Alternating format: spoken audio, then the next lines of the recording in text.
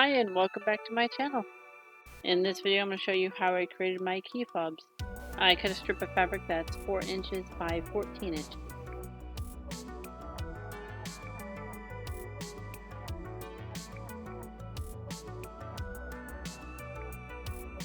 And then I go ahead and fold that in half long ways and give it a good press. And then each side of that I fold in half again and give it another good press. And then I fold it in half again and press it again. I take my key ring and I slide it onto that strip of fabric, and then I open up the ends of each fabric and pin those together, and I will sew them together to create a loop.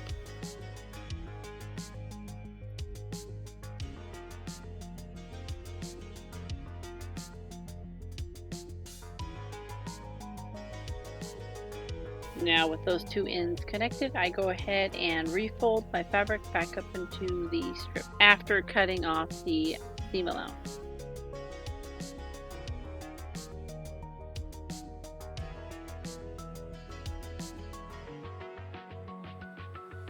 Now it's time to go ahead and top stitch each side of the strip of fabric.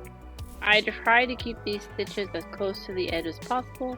I do use a special foot for this, but I cannot remember what it is, but it keeps my fabric in line with the needle at a certain distance.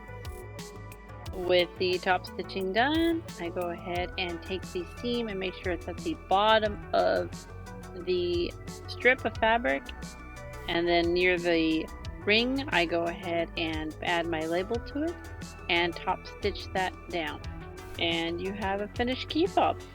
I do sell these in my shop. They come in a variety of different fabrics, and I will leave the link to my shop down below.